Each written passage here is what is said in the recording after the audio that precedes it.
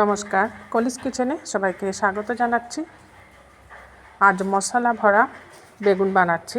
এর জন্য প্রথমেই বেগুনগুলা বুটার সাইডের অংশগুলো একটু ফেলে দিয়েছি, বুটাটা রেখেছি ছোটো করে, আর মধ্যের দিকে এইভাবে কাট করে নিচ্ছি। এগুলো আস্ত বেগুন দিয়ে বানালে খুব ভালো হয়, তাই ছোটো ছোটো আস্ত বেগুন নিয়ে নিয়েছি। আমি কাট করে দেখে নিলাম পোকা টোকা আছে কি না। পোকা থাকলে কিন্তু ভালো লাগবে না, আর বেগুনটা তখন কাটতে হবে, আস্তেও থাকবে না। যখনই বানাবেন এরকম ফ্রেশ বেগুন নিয়ে বানাবেন, আর ছোটো ছোটো বেগুন নেবেন, তাহলে খুব ভালো হয় মশলা ভরা এই বেগুন রেসিপিটা। এইভাবে আমি কেটে নিচ্ছি। এটার মধ্যেও পোকা নেই দেখে নিলাম।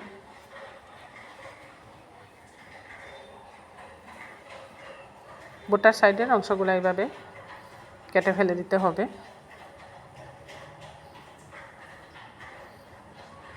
এইভাবে কাট করে নিচ্ছি। আবার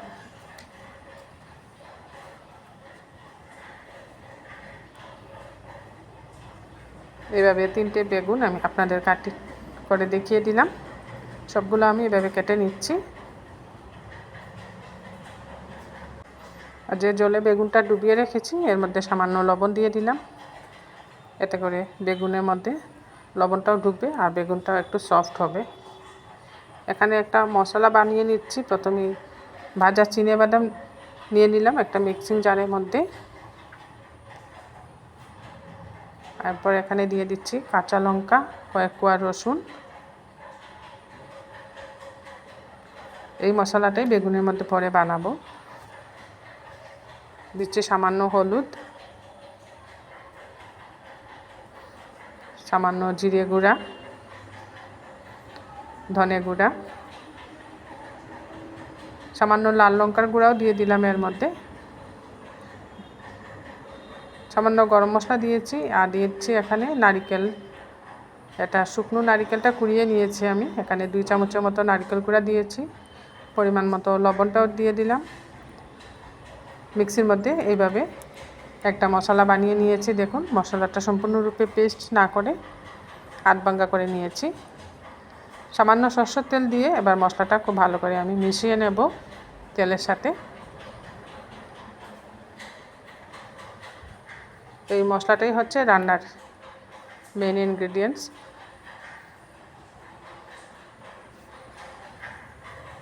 বেগুনগুলোকে এখন জল থেকে উঠিয়ে নিচ্ছি।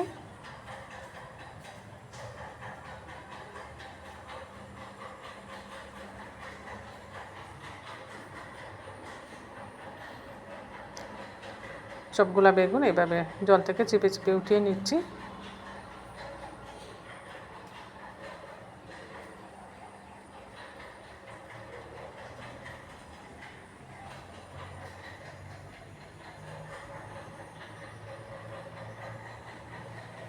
এবার যে মশলাটা বানিয়ে রেখেছিলাম এই মশলাটা বেগুনের মধ্যে ভরবো আমি।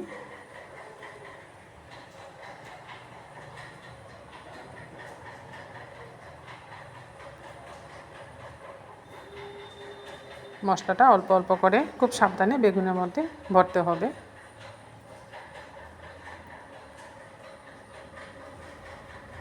একটা চামচের সাহায্যে আমি মশলাটা ভরছি।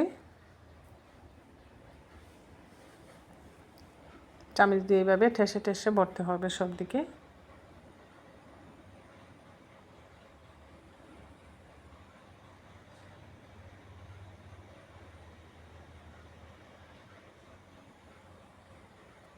হাত দিয়ে ভরলেই ভালো হবে, তাই এখন হাত দিয়ে আমি ভরছি এগুলোর মধ্যে। হাত দিয়ে সব দিকে অল্প অল্প করে এইভাবে মশলাটা ভরে দিচ্ছি।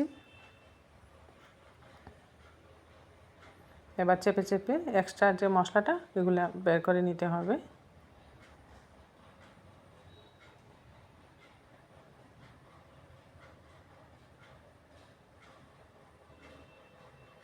এই দেখুন, একটা বেগুনের মধ্যে মশলা ভরে নিলাম।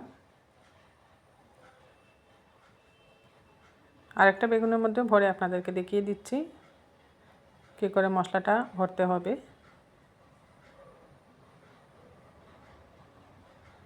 একটু চেপে চেপে এভাবে সব দিকে অল্প অল্প ঢুকিয়ে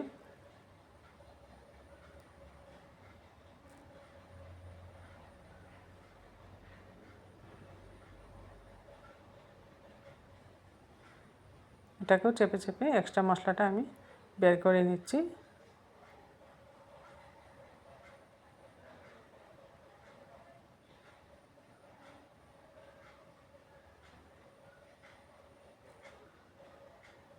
এইভাবে করে বাকি সব বেগুনের মধ্যে আমি মশলা ভরে নিচ্ছি। সবগুলো আমাদের মশলা ভরা হয়ে গেছে। খুব সুন্দরভাবে মশলা সব বেগুনের মধ্যে ভরে নিলাম। গ্যাসে একটা কড়াই বসিয়ে দিয়েছি, এর মধ্যে দিয়ে দিচ্ছি রিফাইন্ড অয়েল। তেলটা গরম হয়ে যাক ভালো করে। গরম হয়ে যাওয়ার পর বেগুনগুলো এক এক করে দিয়ে দিচ্ছি তেলের মধ্যে।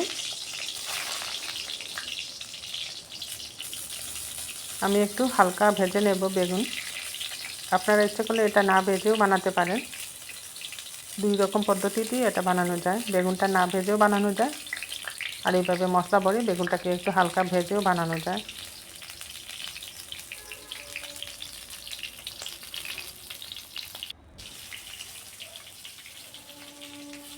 এইভাবে ধীরে ধীরে একটু উল্টে পাল্টে বেগুনগুলো ভাজছি।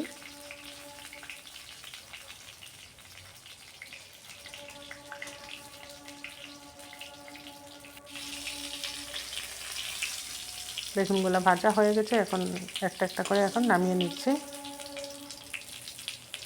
বেশি কড়া করে ভাজতে হবে না, এতটুকু ভাজলেই হয়ে যাবে।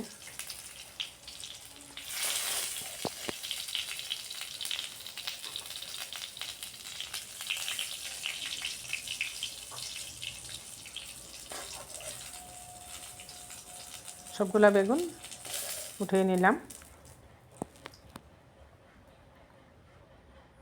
এবার ওই তেলের মধ্যে আর একটু পরিমাণে আমি সরষের তেল দিয়ে দিয়েছি। এখন ফোড়নে দিয়ে দিয়েছি গোটা জিরে। এবার দেব কুচিয়ে রাখা পেঁয়াজ,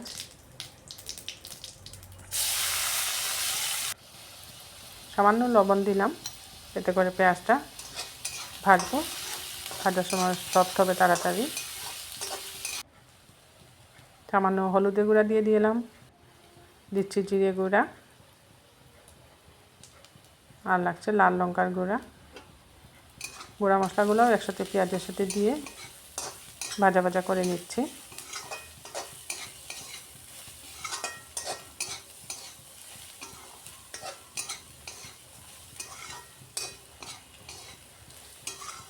বেশ কিছুক্ষণ এইভাবে নাড়াচাড়া করে পেঁয়াজটা ভাজা ভাজা করে নিলাম। এবার যে মশলাটা ছিল বেগুনের মধ্যে ভরার পর ওই মশলাটাও এর মধ্যে দিয়ে দিলাম। ওই মশলাটা দিলে গ্রেভিটা খুব সুন্দর হবে। সামান্য জল দিয়ে এবার কষাতে হবে মশলাটাকে খুব ভালো করে।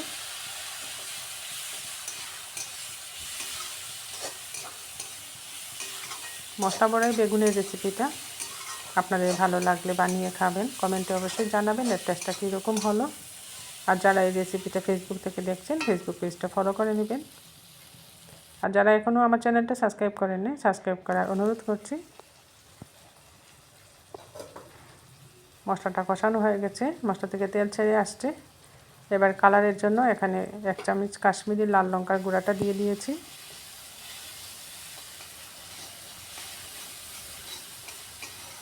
এটা খুব একটা ঝাল হবে না রেসিপি, তাই কালারের জন্য লাল লঙ্কার গুঁড়াটা দিলাম, এটা দেখতে ভালো হবে।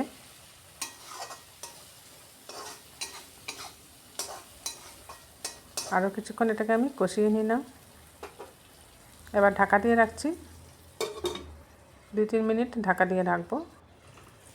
2-3 মিনিট পর ঢাকাটা উঠিয়ে আবারও একবার কষিয়ে নিচ্ছি মশলাটাকে। পেঁয়াজটাও অনেক সফট হয়ে এসছে।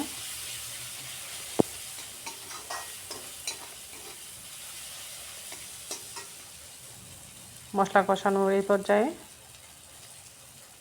দিয়ে দিচ্ছি জল। এখানে মিষ্টি দেওয়া জলটা দিয়ে দিলাম।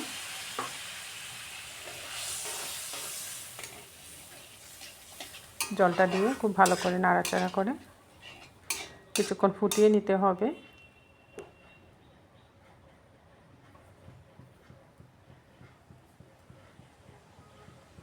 গ্যাসের হিটটা মিডিয়ামে রেখে কিছুক্ষণ এইভাবে আমি ফুটিয়ে নিচ্ছি গ্রেভিটা।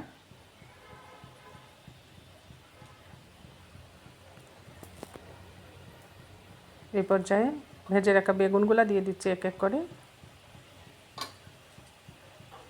এই মশলা ভরা বেগুনের রেসিপিটা রুটির সাথে খেতে খুব ভালো লাগে। ভাতের সাথেও খাওয়া যায়, কিন্তু রুটির সাথে একটা বেশি ভালো লাগে খেতে।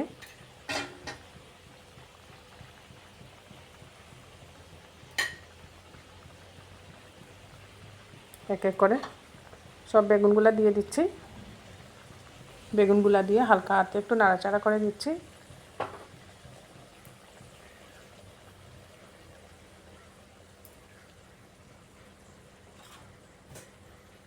এবার উল্টে পাল্টে দিচ্ছি একবার।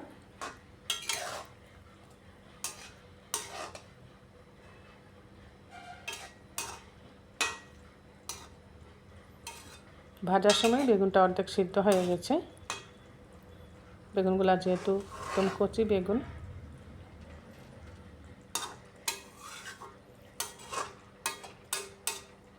এবার কিছুক্ষণের জন্য আমি ঢাকা দিয়ে রাখবো।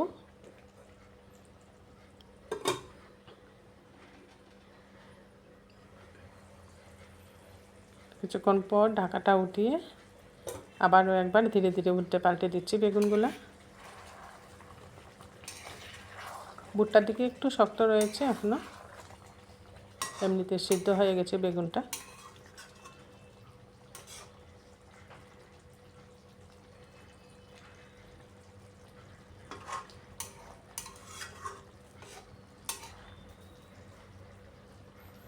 আবারও একবার ঢাকা দিয়ে রাখছি। 2-3 মিনিট ঢাকা দিয়ে রাখার পর হয়ে গেছে। এবার গরম মশলা দিয়ে দিলাম উপর থেকে। গরম মশলাটা দিয়ে একটু মিশিয়ে নিচ্ছি গ্রেভির সাথে। এতটুকু গ্রেভি রাখবো, তবেই ভালো লাগবে খেতে। এবার এটা সার্ভিং ডিশে নামিয়ে নিচ্ছি। খুব সুন্দর একটা মশলা ভরা বেগুনের রেসিপি বানিয়ে নিলাম। গ্রেভিটাও খুব সুন্দর হয়েছে, গাঢ় গাঢ় হয়েছে। এরকম সুন্দর সুন্দর রেসিপি নিয়ে আগামীতেও আমি আপনাদের সামনে হাজির হচ্ছি। আমার রেসিপিটা ভালো লাগলে একটা লাইক করে দিবেন, অবশ্যই শেয়ার করবেন সবার সাথে। খুব সুন্দর একটা বেগুনের রেসিপি।